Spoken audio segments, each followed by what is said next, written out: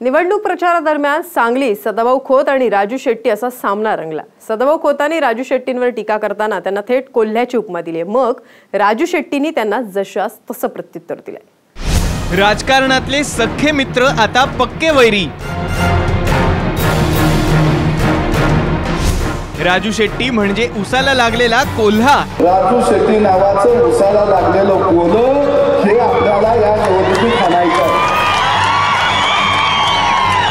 हे उसाला लागलेलं कोल्ह आहे। सदाभाऊ खोतांची राजू शेट्टींवर खरमरीत टीका। गेली 1.5-2 दशकं शेतकऱ्यांच्या प्रत्येक आंदोलनात खांद्याला खांदा लावून लढलेले राजू शेट्टी आणि सदाभाऊ खोत आता पक्के वैरी झालेत। गेल्या काही दिवसांमध्ये राजू शेट्टी आणि खोतांमधील वाद चांगलाच विकोपाला गेलाय। आता तर सदाभाऊ खोतांनी राजू शेट्टींना थेट कोल्ह्याची उपमा दिली आहे। राजू शेट्टी नावाचं उसाला लागलेलं कोल्ह हे आपल्याला या निवडणुकीत खाणायचं। हे उसाला लागलेलं कोल्ह आहे आणि हो कोल्हा कारखानदार यांच्या मांडीला मांडी लावून नाही बसला, त्यांच्या मांडीवर बसला।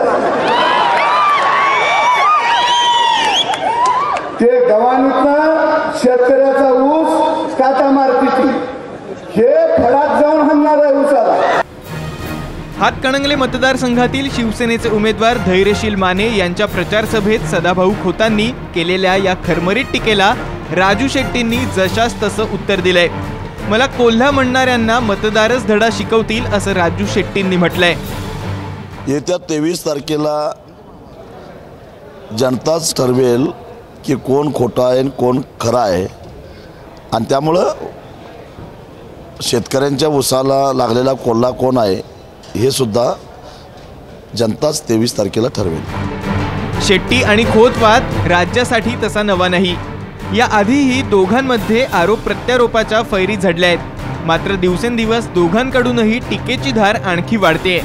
याआधी राजू शेट्टींनीही एका सभेत सदाभाऊंचं नाव न घेता त्यांना भामटा असं म्हटलं होतं। त्यामुळे येत्या काळात शेट्टी विरुद्ध खोत यांच्यातला सामना आणखी रंगणार यात शंका नाही। विजय पाटील, साम टीव्ही, सांगली।